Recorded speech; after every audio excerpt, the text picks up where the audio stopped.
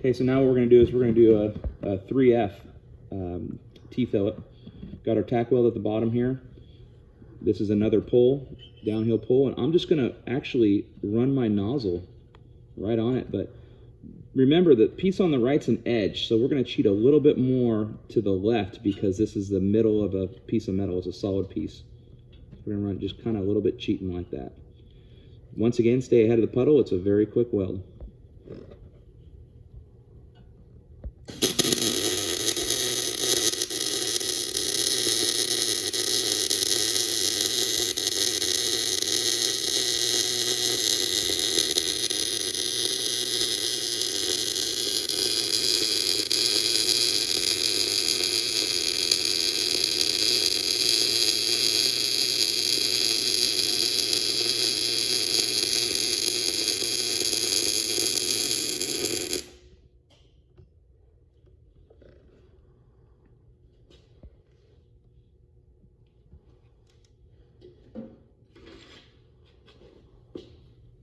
That's not too bad. A little fast at the top here, but I like that.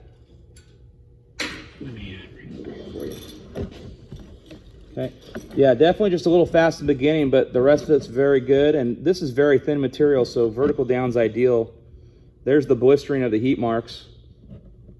Okay, so we got heat marks there, and then we'll flip it around and we'll see the heat marks on the edge. Okay, definitely see the blistering there. And so that right there, folks. Oops, I got it upside down. There we go. Just a little fast at the top, but bottom half's perfect. 3F T-fillet. Okay, we're gonna try another one, different angle here. This time, I'll get a better sight on it. Here we go.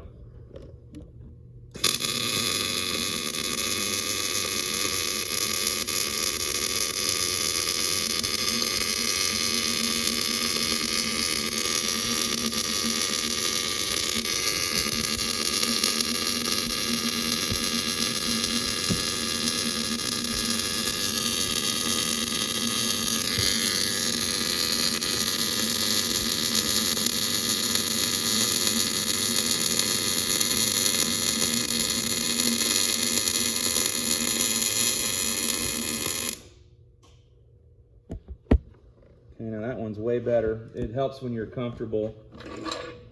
So definitely much more consistent bead.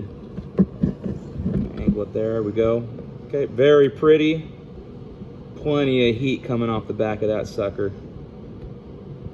This edge on the left side, it's going to definitely tie in. You can see the tie-in on the leg. It's the right side where you're in the middle of the piece of metal.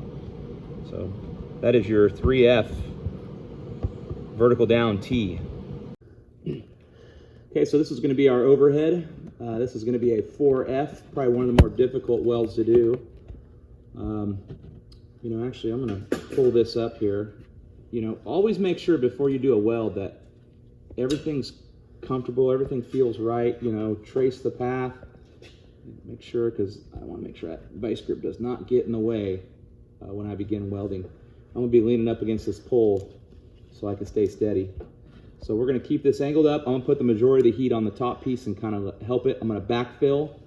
So I'm going to kind of do one of these down backfill like that, kind of like a half moon deal. That's going to help the metal want to roll down onto this bottom piece, but I'm going to keep the majority of the piece up here on the top. Okay, here we go. Overhead T, fillet.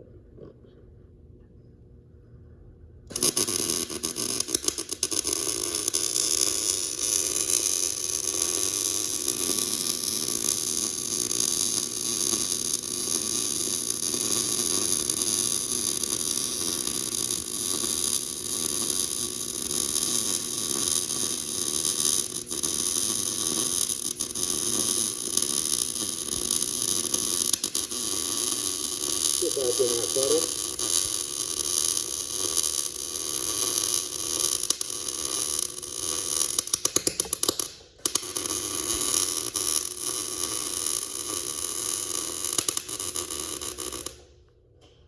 Okay, get a little bit of that popping when you come out of the puddle.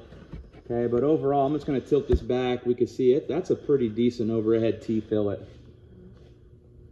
Just get comfortable. that's the main thing. Brace yourself up on something.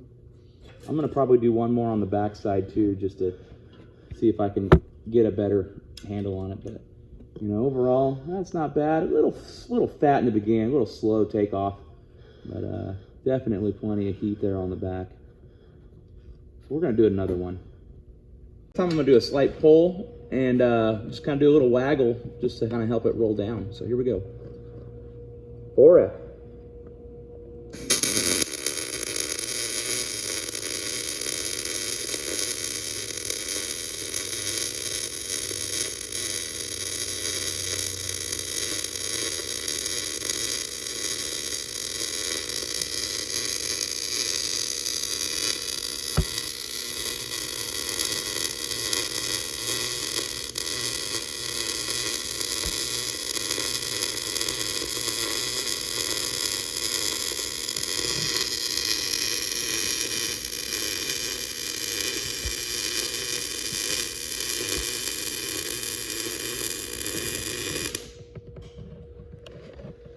That's much better. Yep, that's the overhead fillet. Probably cheated a little too much on the bottom, but other than that, it's pretty good. Good tie-in on it.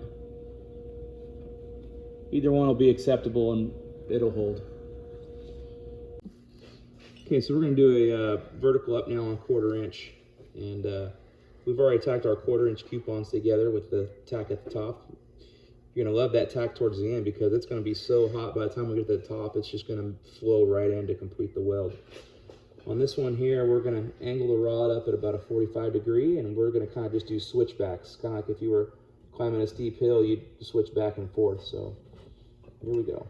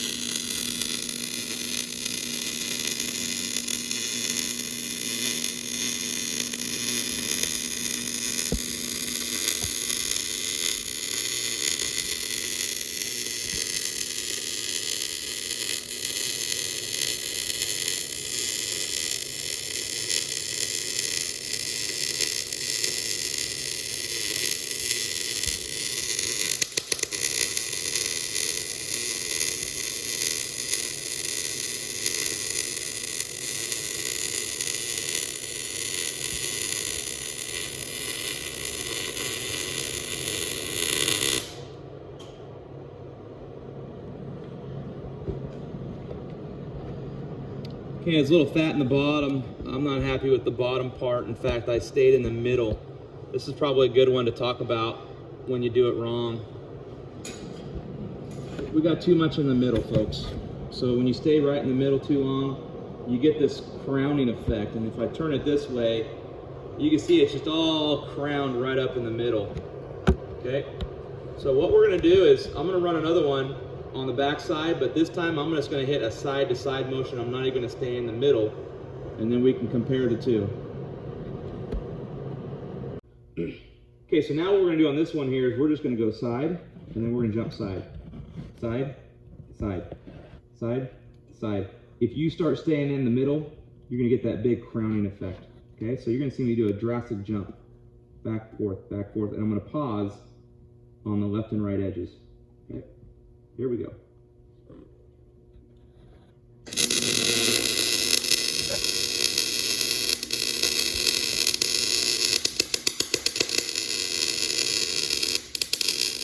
Stuck.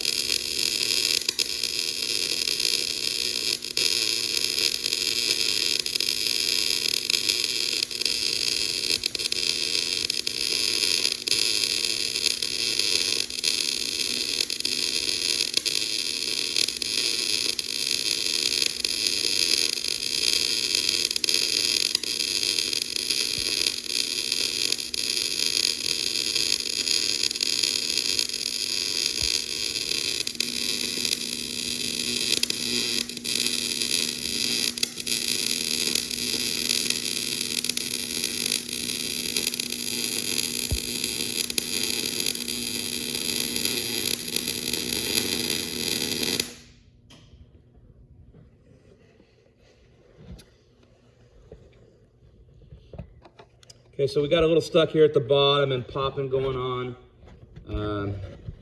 I must come out of the puddle too fast. But what I really like, and this is kind of what it's supposed to look like, is right here. You can see that side-to-side pause. Don't stay in the middle, because as you're going side to side, it's going to tie right in there. Okay, here went a little fast.